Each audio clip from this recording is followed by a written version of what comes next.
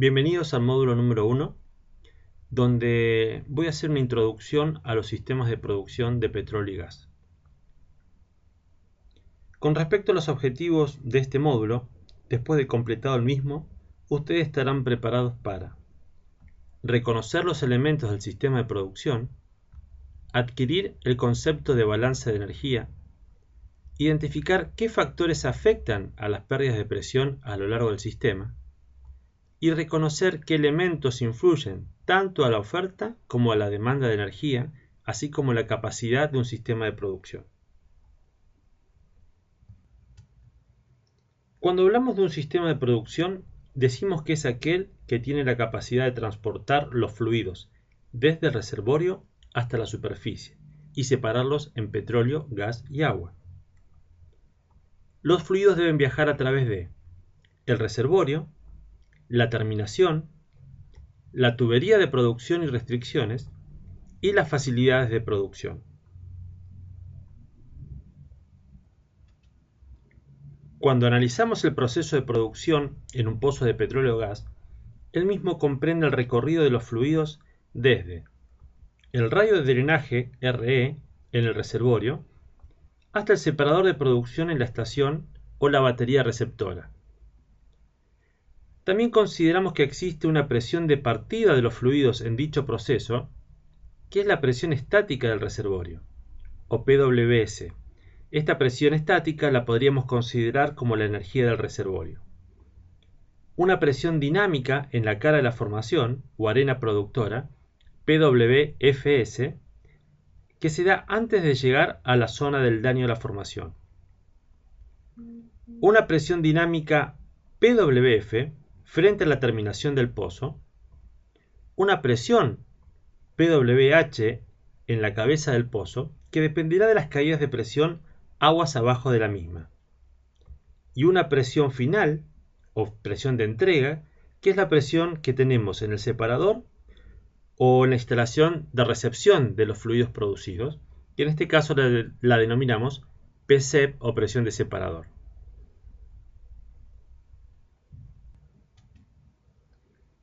Repasando, los fluidos deberán atravesar medios porosos como areniscas, calizas fracturadas y otro tipo de roca reservorio.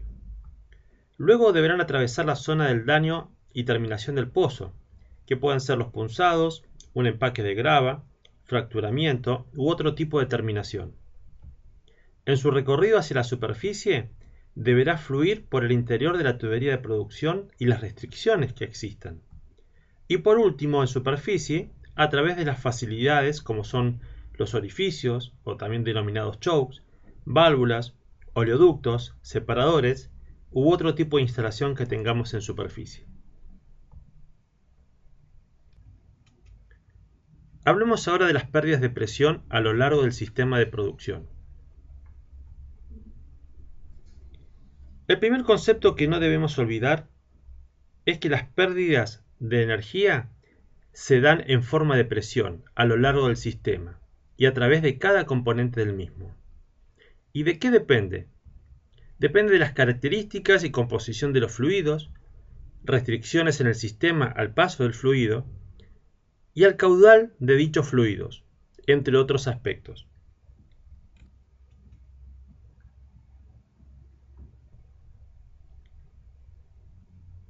Recorriendo el sistema de producción, vamos a identificar las principales pérdidas de presión.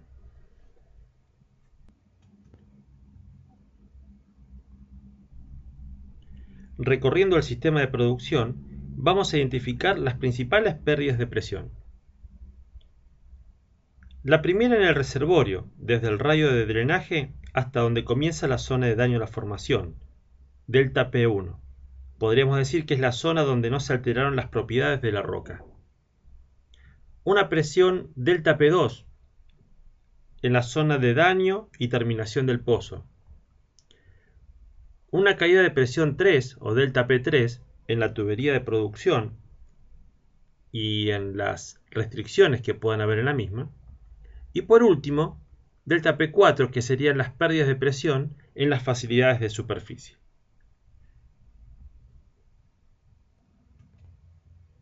En esta representación les voy a mostrar cómo se dan esas pérdidas de presión a lo largo de la línea de flujo del sistema. Primero tenemos las pérdidas de presión, como ya dijimos, en el reservorio, identificadas por PWS y PWFS. Posteriormente, las pérdidas de presión en el entorno del pozo, zona de daño a la formación y a la terminación, pérdidas de presión a lo largo de la tubería de producción y, por último, las pérdidas de presión en las líneas de superficie y facilidades. Como verán, partimos en nuestra línea de flujo con una presión estática de reservorio y tenemos una presión final, que sería la presión de entrega.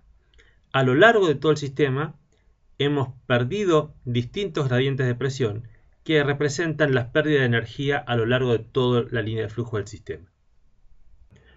Hablemos ahora acerca de la capacidad de un sistema de producción. Habiendo definido el por qué se dan las pérdidas de presión a lo largo del sistema, vamos a definir la capacidad del sistema de producción. La capacidad de producción de los sistemas está definido como el balance entre la oferta de energía del reservorio y la demanda de energía del sistema.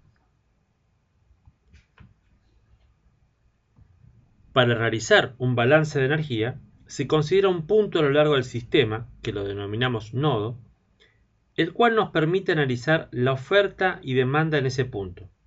Este nodo puede ubicarse en distintos puntos del sistema, pero es común ubicarlo frente a la terminación, donde ingresa el fluido al pozo, y antes de la entrada a la tubería de producción.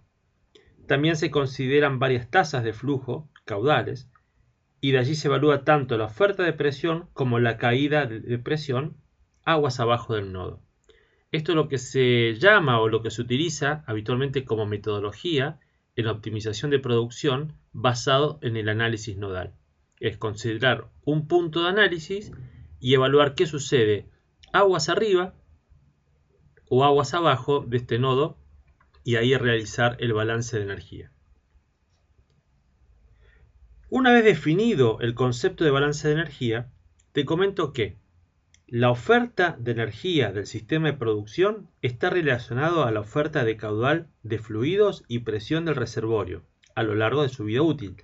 Esta energía puede disminuir, mantenerse o aumentar según el mecanismo de producción y o mantenimiento de presión del reservorio. Otro aspecto importante, no sé si lo sabías, es que la relación entre el caudal y presión ofrecido por el reservorio están representados por la curva de IPR, Inflow Performance Relationship, o curvas de influjo, como se lo denomina en algunos países.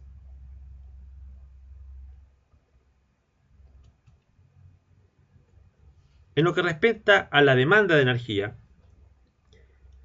está relacionada con las pérdidas de presión durante el transporte de fluido desde el fondo del pozo hacia el punto de entrega final. Otro concepto importante a recordar es que la relación entre el caudal y la caída de presión a lo largo de la tubería de producción e instalaciones en superficies está representada por la curva VLP o Vertical Lift Performance. Una vez definida la oferta y la demanda de energía, estamos en condiciones de evaluar la máxima capacidad del sistema de producción.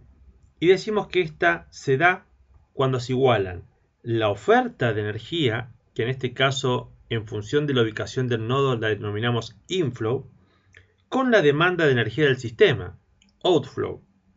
En este punto de igualdad se dice que el sistema está en equilibrio y solo variará la capacidad de producción si existen cambios en la oferta y o la demanda de energía del sistema de producción. Para finalizar este módulo, les voy a mostrar algunos ejemplos de cómo puede variar la capacidad de un sistema de producción. El primer ejemplo representa la disminución de presión de reservorio, la presión estática de reservorio en el tiempo, generalmente dada por la declinación natural del mismo. A medida que disminuye la presión estática, disminuye la oferta de energía, que en este caso está representada por la curva de IPR, por lo que el caudal máximo ofrecido disminuirá.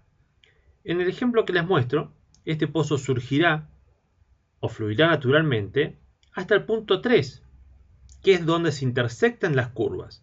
Pero ¿qué sucede cuando la presión estática llega al punto 4?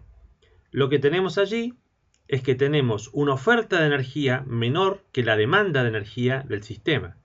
Por lo tanto, requeriremos de un sistema de levantamiento artificial para poder brindarle la energía extra que necesita para elevar el fluido desde el fondo hacia la superficie. Y en el segundo ejemplo, les muestro cómo cambia la curva de IPR debido al daño en la formación. Es decir, un cambio que altera las propiedades de la roca del reservorio en el entorno del pozo, que genera mayores pérdidas de presión, lo cual se ve reflejada en una disminución en la oferta de energía, por lo que tendremos una disminución en la capacidad de producción del sistema. Vemos que tenemos la misma presión estática, PWS, pero evidentemente han cambiado las condiciones de flujo en el reservorio que han hecho que la oferta de energía sea menor. Por lo tanto, también disminuye la capacidad de producción de mi sistema. Y para finalizar, les quiero mostrar dos ejemplos de cómo puede variar la demanda de energía de un sistema. En este caso, o en el primer ejemplo, la disminución de la presión en cabeza de pozo. En este caso se muestra cómo al disminuir la presión, aumenta la capacidad del sistema de producción. Un ejemplo práctico es la instalación de compresores en pozos de gas de baja producción, y la instalación de los compresores en boca de pozo, lo cual permite bajarles la presión, por lo tanto, aumentar la capacidad de producción de ese pozo. Y el otro ejemplo es el cambio en el diámetro de la tubería de producción.